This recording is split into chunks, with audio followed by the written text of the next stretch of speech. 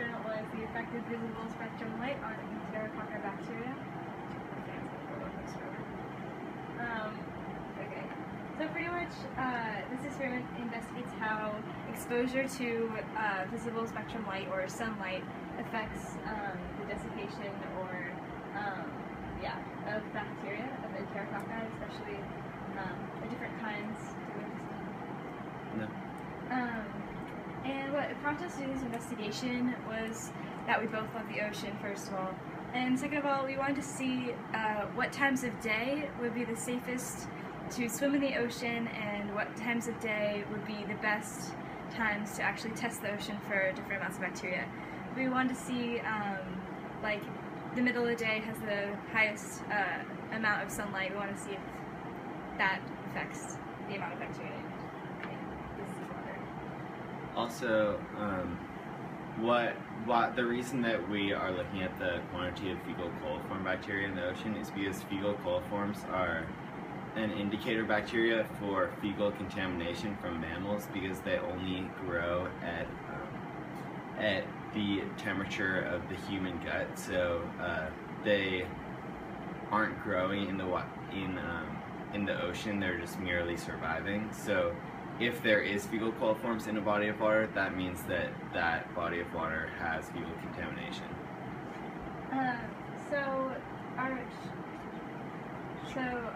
What we did essentially was collect fecal coliforms from the local creek, and we tested them in a stock solution and tested the amount of fecal coliforms in each one by using the InterAlert procedure. And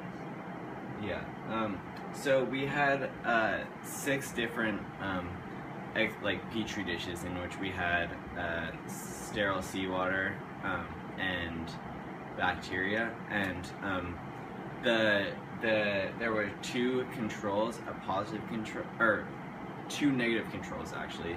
One that was exposed to the sunlight and one that was not exposed to any sunlight, to make sure that the 2 environments that we had our experimental petri dishes in didn't have any fecal coliforms present.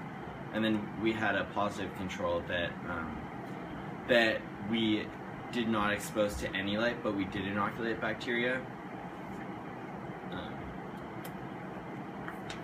it's all good.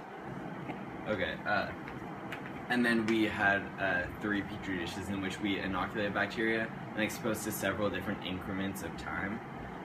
And we were looking at the changes in the amount of bacteria that survived over the course of that time to figure out how sunlight affects the survival rates of that bacteria and how different amounts of time affect the survival of enterococci. So increments of time ranged from 1.5 hours exposed to sunlight and then kept in darkness for the rest of the time. The next increment was 3 hours, and then the last one was 5, which would be the whole amount of time. That would be the longest amount of time being exposed to sunlight. We had 2 successful trials. In the first trial, over the course of time, we saw a decrease in the amount of fecal coliform survival. So that means, we got a slight indication that that there was a negative correlation between the amount of sunlight that the enterococci were exposed to and their amount of survival. However, our results were not replicable, because in the second trial we had very different results and actually saw an increase in the amount of enterococci survival in the solutions that were exposed to more amount of sunlight. So all in all, our data was inconclusive. However, we hope that we see that there's much potential in this type of experiments, especially if we have more time to plan it. Yeah, there's lots of potential for this experiment in that it was very difficult for us to find to reach the amount of bacteria in the 100 milliliter solution of water to be at the threshold of like having a fair amount of bacteria, so that we could see changes over time using the quantitre and InterAlert method that we were using. However, we couldn't have too much so as to be too a too large concentration of bacteria for the quantitre method to count, and for that reason we had trouble finding that certain threshold. So if that threshold could be found and there could be a way to always inoculate the same amount of bacteria into the solutions, there would be a lot more potential for success.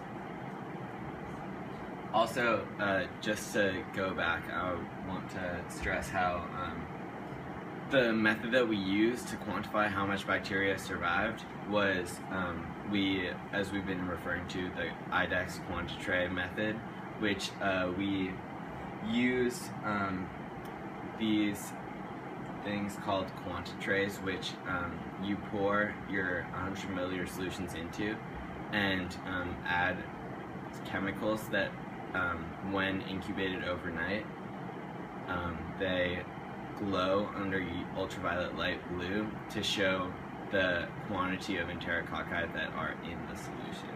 So it's a really easy method of enterococci quantification in seawater. Thank you. Any questions? No questions.